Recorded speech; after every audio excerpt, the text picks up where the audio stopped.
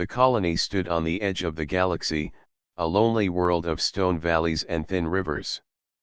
It was never meant to be a stronghold. It was a place of farmers, miners, and families who wanted a quiet life away from the politics of the Galactic Council. But quiet dreams ended when the alien fleet arrived. The enemy ships had circled the skies for weeks. They were dark, sharp, and silent except when their weapons rained fire on the colony walls.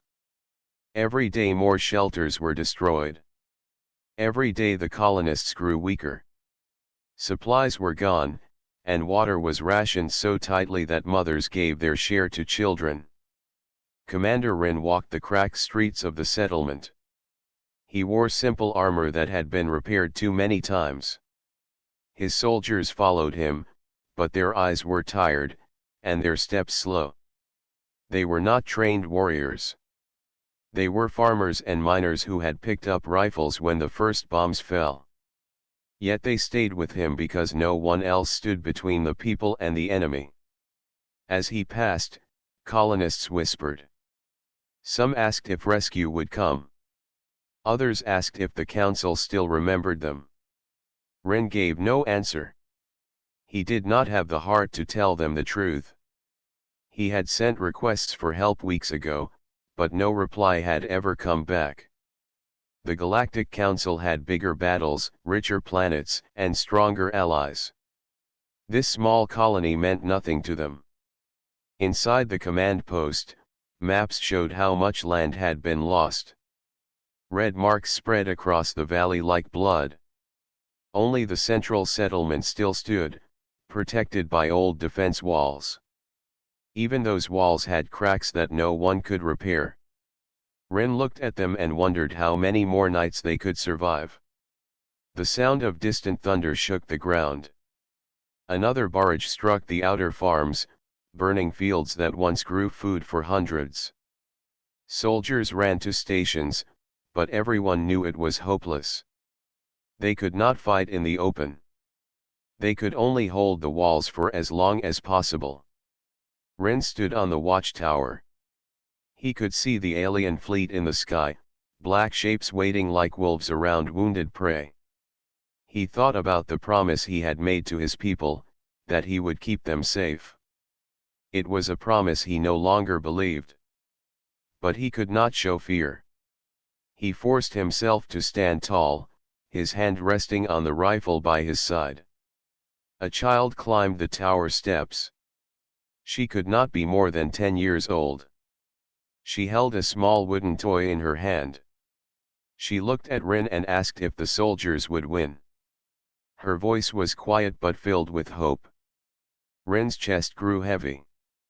He knelt and told her they would fight to protect her, no matter what. She nodded, gave him her toy as if it were a gift for strength, and ran back to her shelter. Rin closed his hand around the toy and swore to himself that he would not let her see fear on his face. Night came, and with it silence. Fires still burned on the horizon, but the alien ships did not attack. They waited, patient and cruel. In the command post, Rin spoke to his officers. One suggested a breakout, another suggested surrender, but all knew neither would work. The enemy wanted the colony for its land and would not spare lives. Rin stepped aside and looked at the broken radio. It had been used to send one last message, a plea for help sent into the void. He had spoken every word with the knowledge that no one would answer. Still, he had sent it. It was the duty of a commander to try, even against reason. Now the device was silent. He thought of his family long gone, of the dreams that built this world, and of the people who trusted him. He thought of the council halls far away, filled with leaders who would never care about a small outpost. He thought of the enemy, who circled above with no mercy. And then he thought of the toy in his hand, carved from simple wood, a symbol of hope given by a child who still believed in miracles. When dawn broke, Rin stood again on the walls. His soldiers were in position. The colonists hid in shelters. Everyone waited for the attack that would end their world. Ren raised the toy in his hand and held it above his head like a banner. He spoke to his soldiers, telling them that no matter what came, they would stand together. They would fight for every child, every family, and every stone of this colony. The soldiers cheered, though their voices were weak. It was not the cheer of certain victory but the cheer of people who refused to bow before the end. Ren felt a strange fire grow inside him. Even if no one came, even if this was their last day, they would not fall quietly. Far above, the alien ships began to move. The sky darkened as their weapons charged. The battle for the last wall was about to begin. The night was restless in the colony. Fires still burned in the far fields, glowing red against the dark sky. The smell of smoke mixed with the dry air, and people slept uneasily in the shelters, waiting for the next attack. Commander Rin sat inside the command post, staring at the broken radio. Its wires were patched, its screen cracked, and its signal was faint at best. It had already carried his last desperate call for help, but there was no sign anyone had heard it. Still, he could not stop himself from checking again and again, as if hope might suddenly break through the static. One of his officers, a broad man named Hal, entered with tired steps. His armor was dented and his face carried lines of fatigue. He placed a ration pack on the table and pushed it toward Ren. "You need to eat," Hal said softly. Ren shook his head. "Later." "How are the soldiers?" "They are restless," Hal answered. "Some think the council has forgotten us. Others believe the enemy will attack at dawn. They need words from you." Ren looked at the radio. "Words will not stop what is coming." "Maybe not," Hal said, "but they can give strength." Ren stood slowly, placing the small wooden toy from the child on the table. He ran his fingers over its surface. Then he looked at Hal. "Tomorrow we may face the end," he said. "But tonight, I will try one more time." He leaned over the radio and began adjusting the dials. Static filled the room, sharp and cold. The device was old, its power weak, but it still carried a spark of life. He pressed the transmitter button and spoke into the microphone, his voice steady though his heart carried the weight of despair. "This is Commander Rin of Colony Vegas 6, he said. "We are under siege. Supplies gone. Defenses breaking. Our people are dying. If anyone hears this, we beg for aid. Coordinates attached. We will hold as long as we can." His words echoed in the empty command post. Static replied, "Nothing more." Ren closed his eyes and released the button. He knew the truth. No answer would come. Still, he felt lighter after sending it, as if giving the message to the void had lifted a burden from his chest. Hal placed a hand on his shoulder. "At least you tried." That is all anyone could ask. Ren nodded, but inside, he wondered if the message would simply vanish like dust in the wind. Outside, the settlement prepared for the worst. Families huddled in shelters, whispering prayers. Soldiers checked their rifles and patched armor with whatever scraps remained. No one spoke of victory. They only spoke of holding the walls long enough to protect the children. Ren walked among them, giving quiet encouragement. He knew their eyes were on him, and so he carried himself tall, though inside he was weary. Each time he passed, people looked at him with silent questions. Will help come? Will we live another day? He gave the same answer with a nod and a firm voice, we will stand. When he returned to the tower, the sky was filled with faint lights. The alien fleet drifted like shadows above the stars, waiting for the right moment to strike again. Ren raised his spyglass. The enemy ships glowed faintly, their weapons charging. It was clear they were preparing for another assault. The officer Myra joined him on the tower. She was young but brave, her eyes sharp with determination. She spoke without fear. "Commander, if help does not come, what then?" Ren lowered the glass. "Then we fight. We fight until the last wall falls. We fight until there is nothing left to protect. Because if we give up, we are already gone." Myra nodded, her jaw firm. "Then the people will follow your lead." The night stretched on. In the command post, the radio gave a faint flicker of light, its circuits still glowing from the transmission. Unseen by the colony, the signal carried itself into the void, weak but determined. It reached an old patrol beacon, one that had not been used in years.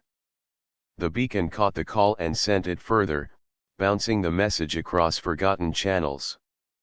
Hours later, in the deep dark beyond charted space, a warship received the signal. The ship was called Iron Resolve. Its crew was small but hardened, and its captain, Mara, was awake when the call arrived. She listened to Ren's voice, broken and distant, speaking of siege and despair. She studied the coordinates and realized the colony lay far beyond council interest, far beyond normal patrols. Her first officer looked at her with concern. "Captain, it is not our duty. The council will not sanction aid. This colony is alone." Mara's eyes did not waver. "No colony of humans or allies is alone while we still have engines and guns." She rose to her feet. "Wake the crew. Ready the ship. Plot a course to those coordinates." Back on the colony, Ren stood once more at the wall. He looked into the sky and whispered to himself, "No aid is coming. We must fight alone." He did not know that across the stars, the howl of a human warship had just begun to rise. The human warship Iron Resolve drifted in the deep silence of space. For weeks it had patrolled empty sectors, far from the center of the galaxy, forgotten by the council that once commanded it. The crew had grown used to quiet duty, scanning stars, and watching over lonely trade routes. It was a life of routine, not of glory. But when the desperate signal from Colony Vega 6 reached them, the silence of the ship was broken. Captain Mara stood on the bridge as the message played again. The voice of Commander Ren filled the room, carrying across the static. His words were steady but heavy with despair. He spoke of broken defenses, starving people, and the enemy fleet waiting above them. His last words echoed, "We will hold as long as we can." The crew listened in silence. Every man and woman on board understood what those words meant. They were not a call of confidence. They were a final promise from someone preparing for the end. Mara's first officer, Jalen, stepped forward. His face was calm, but his voice carried doubt. "Captain, the colony is outside our patrol range. The council has not given us orders to respond. If we go alone." Mara looked at him with sharp eyes. "Would you have us ignore them? A world cries for aid. If we turn away, what does that make us?" Jalen hesitated. "It makes us survivors. The council will call us reckless if we abandon our route. And the enemy they face, reports say those ships are stronger than anything this colony can resist. We may not be enough." The bridge was tense. Crew members glanced at each other, uncertain. Some feared the risk, others felt the weight of their captain's words. Finally Mara spoke, her voice steady and strong. "Listen well. The council may ignore them, but we will not. humanity was not built on turning away from those in need. We were built on standing when no one else would. That colony sent a message into the void, knowing no answer would come. But it reached us. And we will answer. Her words cut through the silence. The crew straightened, shoulders lifting, eyes burning with renewed purpose. They had drifted too long in forgotten space, waiting for orders that never came. Now, at last, they had a cause worth fighting for. "Helm," Mara said, "set course for Colony Vega 6. Engineering, bring engines to full burn.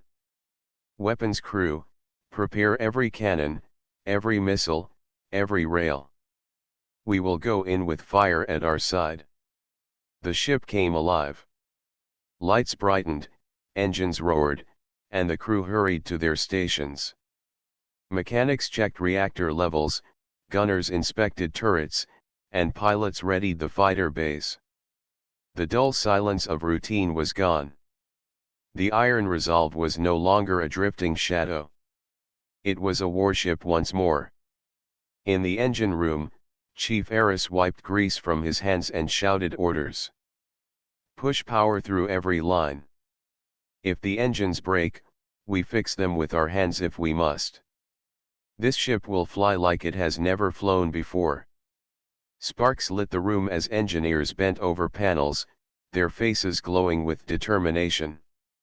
On the gunnery deck, soldiers loaded ammunition and tested targeting systems. Sergeant Vale raised his voice over the clatter. "We are the teeth of this ship. When we strike, the enemy will feel it. Remember the colonists who wait for us. Remember their children. Every shot we fire is for them." Even the medics prepared with quiet focus. Dr. Lena checked supplies and spoke to her team. "There will be wounds, but we will heal what we can. No one fights alone. No one dies forgotten." Back on the bridge, Mara stood with her hands behind her back, watching the stars shift as the ship turned toward its new course. The void stretched endless before them, but it did not frighten her. She had commanded battles before, had seen men fall and enemies break. Yet this mission felt different. It was not about strategy or gain. It was about a promise. As the Iron Resolve accelerated, sensors caught fragments of enemy signals. The aliens circling the colony were confident, mocking in their coded chatter. They believed no rescue would come. They believed the colony was already dead. Mara listened to their arrogance and felt her resolve harden. "They think no one is coming," she said softly. "Then let us show them what happens when they underestimate humanity." Jalen, once uncertain, now stood firmly by her side. "Captain, the crew stands ready. We will follow you into fire." Mara allowed herself a small smile. "Good. Then into fire we go." The engines roared louder, shaking the hull. The Iron Resolve surged forward, cutting through the black void with unstoppable momentum. It moved like a predator, its hull glowing with the heat of its drive, its guns armed and hungry. Across the stars, the colony prepared for its final defense, unaware that help was racing toward them. They believed themselves abandoned. But the howl of the human warship was already rising, a sound that would soon break the silence of despair. The Iron Resolve pushed through the dark sea of stars with its engines burning at full strength. The ship was old but proud, its steel frame carrying the weight of countless battles. Now it carried something greater than duty. It carried the hopes of a forgotten colony. Captain Mara stood at the center of the bridge, her eyes fixed on the wide view of space. Lines of light streaked past as the warship tore across sectors faster than it had in years. Every moment mattered. Each hour wasted was another hour the colony fought alone. She felt the urgency like fire in her chest. "Report," she said calmly.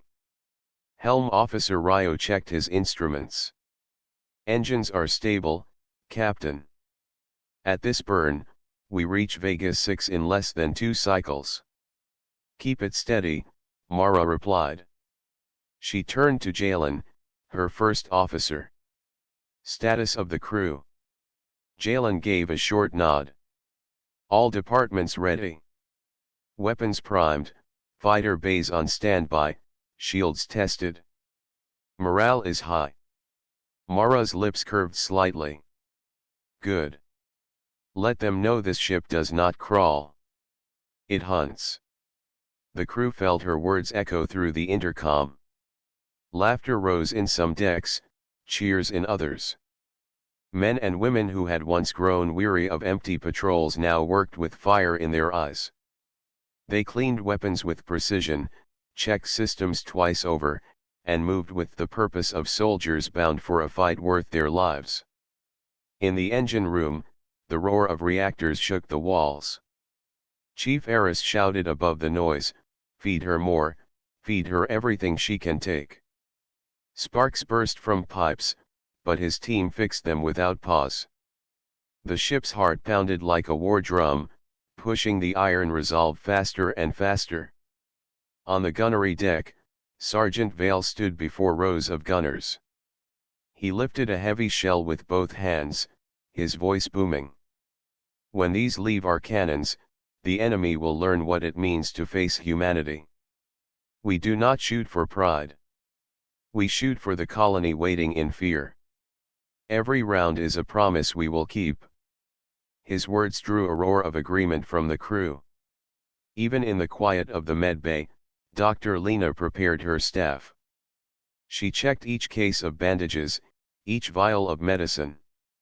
There will be blood, she told them, but no one will be left without care. We fight with steel, but we also fight with hands that heal. Remember that. Meanwhile, on the bridge, Mara studied the signals captured by their sensors. Enemy chatter drifted across the void in broken fragments. The aliens were confident, their voices sharp with cruel certainty. They spoke of the colony as if it was already theirs. They mocked the silence of the council, certain no one would rise to stop them. Jalen frowned as he listened. They believe no rescue can come. They think the colony is doomed. Mara's gaze hardened. Then we will arrive as thunder. Let them laugh now, for soon their laughter will burn. The ship continued its long passage. Time seemed to slow as the void stretched endless around them. The crew kept busy, but in the still moments, thoughts turned inward. Some thought of families waiting back on distant Earth. Others thought of battles long past. And many thought of the colonists they had never met, strangers who now depended on them more than anyone else. In her quarters, Mara stood before a small steel mirror. She studied her own reflection, a face lined with years of command. She remembered the wars of her youth, when humanity had first learned to fight among the stars. She remembered the cost of those battles, the losses carried forever. Yet she also remembered the victories, when humans had stood together and refused to be broken. That spirit burned in her still. She placed her captain's cap back on her head and whispered, "Let them see what humanity does when hope is gone." The next cycle began. The ship drew closer to Vega 6, and tension spread through the decks. Alarms tested, weapons armed, fighters fueled. The crew moved quickly but with discipline. Every step felt like the beat of a drum, each one bringing them closer to the coming storm. On the bridge, the colony's signal played once more. Ren's voice filled the air, weary but unbroken. "We will hold as long as we can." His words struck every ear, and silence followed. Mara broke it with a single command. "We are not late. We are right on time. When we arrive, the enemy will know they were wrong. We will show them what it means when a human warship comes howling from the void." The crew answered with a single unified shout, "Aye, Captain." The stars ahead shimmered as the ship closed in on the sector. The void trembled with the roar of the engines. Humanity's steel and fire was coming, not as a whisper, but as a storm that would break the siege and shatter despair. The iron resolve pressed forward, its howl carrying across the black sea of space. The first rays of dawn touched the valley of Colony Vegas 6, but the alien fleet already hung in the sky like a dark storm. Their ships loomed large and sharp, weapons glinting in the early light. The colonists held their positions behind the crumbling walls, faces pale but resolute. They had prepared for this day, the day they feared would end everything. Then a new sound split the silence. A low, deep roar that grew louder with every heartbeat. Commander Wren lifted his head and saw at first streaks of fire cutting across the void, approaching from the stars. The colonists froze, unable to believe what they saw. Ships of human design, massive and unyielding, advanced like a tide of iron. Wren's heart leaped.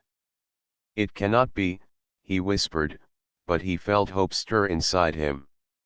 He ran to the command post and ordered every speaker to broadcast, "Stand firm. Aid is here." His voice cracked, but the message carried across the walls and streets. Soldiers straightened, families peeked from shelters, and a fire of courage began to glow in their hearts. The Iron Resolve arrived fully in view, a warship unlike anything the colonists had seen. Its hull burned with energy, its weapons armed and ready. The ship moved with precision, not recklessly, but with purpose. Mara's voice came over the colony's long-range speakers. "Colonists of Vegas 6, we are here. Hold your walls. We will break their siege." The aliens reacted instantly, firing at the human ship with volleys of energy. The Iron Resolve shivered under the first hits, but it did not falter. Mara directed the shields and counterfire. Human cannons opened in return, missiles streaking across space, exploding against alien hulls. The sky above the colony filled with fire and smoke, a battle waged in the heavens for the survival of a small world. Wren watched with awe as the impossible unfolded. Soldiers under his command fired rifles at alien troops attempting to scale the walls. They fought with renewed energy, knowing that human fire supported them from above. Every blast from the warship seemed to give them strength, a promise that they were not alone. On the ground, Myra, the young officer, shouted orders to the soldiers. "Hold positions. Watch the flanks. The humans are here to aid us." The soldiers obeyed with vigor. Their fear began to melt, replaced by determination. Even the families began helping, carrying water to wounded soldiers, reinforcing weak spots in the walls, and doing what they could to survive. The alien fleet struggled to adjust. They had expected easy victory, the death of the colony, and no interference. Instead, they faced a warship that struck like a storm. Ships burned, fighters exploded midair, and alien formations broke apart under precise and powerful human fire. Mara's crew moved with focus, their experience in battle guiding every shot. Wren clenched his fists. "Hold fast," he shouted. "Do not give them an inch."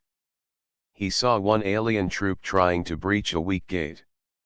A soldier fired, and the intruder fell. Another soldier grabbed the breach and reinforced it with what remained of the gate. Every small victory mattered. From the bridge of the Iron Resolve, Mara watched the battlefield unfold. Her voice was calm, guiding her crew. "Focus on the largest ships. Smaller ships can be handled by fighters. Push them back, keep them away from the walls. We protect the colony first." Fighter pilots launched from the bays, swooping and diving through the chaos. They tore through alien fighters with skill and speed.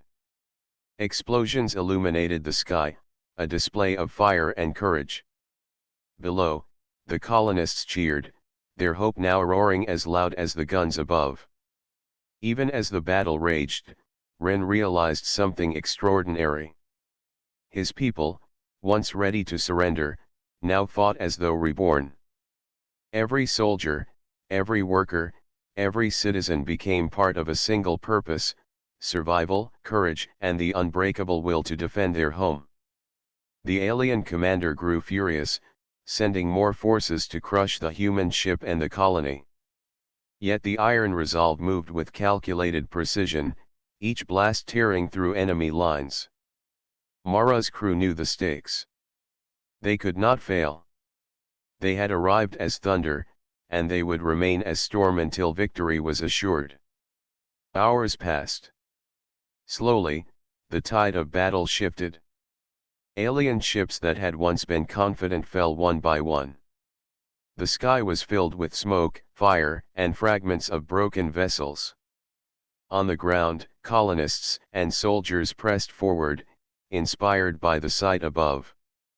The walls that once seemed fragile now felt like shields of hope. Ren looked up at the human warship and whispered, "They came. We are not alone." The soldiers around him raised their weapons, their spirits lifted by the thunder that had come from the void. For the first time in weeks, Vega 6 felt alive. The sky above Colony Vega 6 was a chaos of fire and smoke. Alien ships still circled, their numbers fewer but their attacks more desperate. The iron resolve hovered like a guardian above the valley, its weapons blasting enemies in precise, deadly waves. The human crew fought with a focus born of experience, every movement calculated, every shot a promise kept. On the ground, Commander Rin led his soldiers with renewed energy. Their rifles fired with accuracy, and their movements were bold. Each human cannon blast from the warship gave them strength, reminding them they were not alone. The colonists who had once cowered in shelters now carried water, reinforced walls, and tended to the wounded with determination. Hope had returned to the world. Mara's voice came clearly over long-range speakers. "Hold your positions. Watch your flanks. We will break this siege together. The enemy will not take your home." The aliens, sensing the shift, tried a new strategy. Fighters dove at the colony walls, hoping to destroy the ground defenses before the humans above could intervene. Swarms of alien soldiers attempted to breach the outer perimeter. Their movements were aggressive but chaotic, reflecting fear for the first time. "Incoming from the northwest," shouted Jalen, Mara's first officer. "Fighter squadron ready to intercept." Human pilots responded immediately. They dove into the enemy swarm, weaving and twisting through the air, firing with precision. Explosions lit the sky, each one echoing like a thunderclap. The aliens' confidence faltered as fighter after fighter fell, and the human pilots pushed forward with relentless skill. Below, Myra moved along the walls, coordinating soldiers and civilians. "Reinforce the gate. Keep the children safe. Every shot counts." Her voice carried authority and calm determination. The colonists obeyed, forming barricades and assisting wherever they could. Even those who had never held a weapon now contributed. Their hands carried stones, repaired sections of wall, and aided the soldiers. Ren watched as the tide of battle shifted. The alien commander, once arrogant, now grew frantic. He ordered heavy ships forward, attempting to crush the human warship with sheer force. Massive energy blasts tore through the valley, and smaller buildings were hit. Yet the iron resolve moved with agility, its shields absorbing damage, its weapons retaliating. Mara stood on the bridge, calm but alert. "Focus on the large ships," she ordered. Do not waste ammunition on the small ones. Push them back, and we protect the colony first. The crew obeyed with precision. Cannons fired, missiles launched, and the alien ships began to break apart under the concentrated assault. The sound of explosions, the flash of energy, and the movement of the warship above inspired the colonists below. They realized the humans had not come to observe but to fight. Rin's soldiers saw this and moved with courage that surprised even him. They counterattacked against alien troops who had managed to reach the walls. Each volley from the human warship above coordinated with their movements, tearing through enemy ranks. The once overpowered colony now pushed the invaders back with determination. Even civilians joined in small but meaningful ways. Children helped carry water to the wounded, women reinforced the barricades, and elders offered guidance and encouragement. Every hand contributed to the fight, turning Vega 6 into a united front that refused to break. Hours passed, and the battle turned decisively. Alien ships that had once loomed large were now in retreat, their formations broken and scattered. Explosions erupted across the sky as the human warship and its fighters continued to strike with relentless efficiency. Rin looked around at his soldiers and the people he had sworn to protect. He felt pride swelling in his chest. They had believed themselves abandoned, ready to accept defeat. Yet here they stood, alive, fighting, and winning because humans had arrived when no one else would. From the bridge of the Iron Resolve, Mara watched the enemy retreat. Her crew's faces were focused but calm, eyes reflecting the fire of battle. She spoke softly, almost to herself. They believed the colony was alone. They believed they would win. They were wrong. Humanity never leaves those in need. The colonists cheered as the alien ships began to scatter. Rin raised his hands to signal his people to hold positions and stay vigilant. The battle is not over, he said, but the tide has turned. We stand together, stronger than before. For the first time in weeks, the people of Vega 6 felt hope in their hearts. The sky, once a symbol of fear, now carried the image of their saviors, a human warship that had come howling through the void. It was a reminder that no matter how dark the hour, courage and determination could still turn the tide. The aliens continued to retreat, their confidence shattered. Above them, the Iron Resolve remained a sentinel, ready to strike again if needed. Mara's crew and the colonists had joined in a single purpose, a testament to the strength of human spirit. Rin looked to the sky once more and whispered, "We are alive. We will survive." And in that moment, hope became unbreakable. The battlefield was quiet now, but the air was thick with smoke and dust. Alien ships lay broken and scattered across the valley, their power shattered by the relentless fire of the Iron Resolve. Below, the colonists emerged from their shelters, faces marked with soot and fear, yet glowing with a new strength. They had survived the night, and the sky now told them that hope had returned. Commander Rin walked among his people, helping carry the wounded to makeshift medical stations.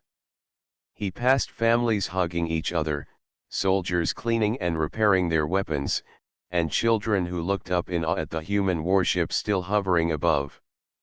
Each step he took reminded him of the burden of command, yet he felt a deep relief that so many had lived. From the command post, Myra called out, coordinating repairs to the walls and gathering supplies for those in need. "We have won this fight," she said, "but the work is not done. Keep helping. Protect each other. Rebuild what we can." The Iron Resolve remained in orbit, a shining sentinel against any lingering threats. Captain Mara stood on the bridge, watching the valley below. She felt the weight of the mission settle on her shoulders. The colony was safe, for now, but she knew the galaxy was vast and danger could return. Her crew, tired but proud, moved through the ship checking systems and preparing for departure. Mara activated the long-range speaker once more. Her voice, steady and calm, reached the colony below. People of Vegas 6, you have fought bravely. You stood when all hope seemed lost. Know that humanity does not abandon its allies. We came to keep our promise, and we will continue to protect you when we can. You are not forgotten. Ren stepped forward, listening to her words.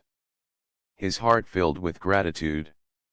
He had feared the end, but instead, he saw survival, courage, and unity. He raised his voice to his people. We have been saved not by chance, but by the courage of humans who came when none else would. Remember this day, for it shows that even in the darkest hour, hope and strength can prevail. Soldiers and colonists alike cheered, their voices rising together. The children ran to the walls, waving at the human warship. Their laughter was raw and free, a sound that had not been heard in weeks. The fear that had gripped the colony now loosened, replaced with the knowledge that they could endure anything when humans came to aid them. Mara's crew worked quietly on the ship, preparing for departure. She walked along the bridge, checking with officers and ensuring every system was secure. Jalen came beside her. Captain, the colony is stable. The enemy is retreating. We can leave when you say. Mara nodded. Yes. We leave, but not as strangers. The people of this world know now that humans are not late, and we are not absent. We leave them with hope, and that is as important as any victory. As the engines of the Iron Resolve powered up for departure, Ren sent a formal message to the captain. Captain Mara, your crew has saved our colony. You fought for us when the council would not. We are alive because of your courage and your choice to come. Vega 6 will remember this day forever. Mara responded simply, her voice calm but proud. Commander Ren, humans do not forget allies. We will always answer the call when hope is threatened. Remember this, you are never truly alone as long as humanity stands. The warship began its slow climb from orbit, its engines leaving trails of light across the sky. The colony watched in silence, absorbing the moment. The battle was over, but the memory of it would live in their hearts forever. Ren stood among his soldiers and families, feeling a mixture of pride, relief, and determination. He walked to the highest point of the settlement and looked at the horizon. Smoke still rose from battle damage, but the valley was alive with movement and life. Children played near repaired walls. Soldiers patrolled calmly, and families began clearing debris. The human warship disappeared into the stars, leaving a promise in its wake that no words could fully capture. Mara, on the bridge of the Iron Resolve, watched Vega 6 shrink into the distance. She turned to her crew, her eyes reflecting both pride and care. We have done well, she said. This colony will live, and their people will grow stronger because we came. Let them remember the sound of our engines. Let them know that when humanity answers, it does so with courage, fire, and honor. Below, Ren whispered to himself, holding the wooden toy the child had given him long ago. We are alive. We are remembered.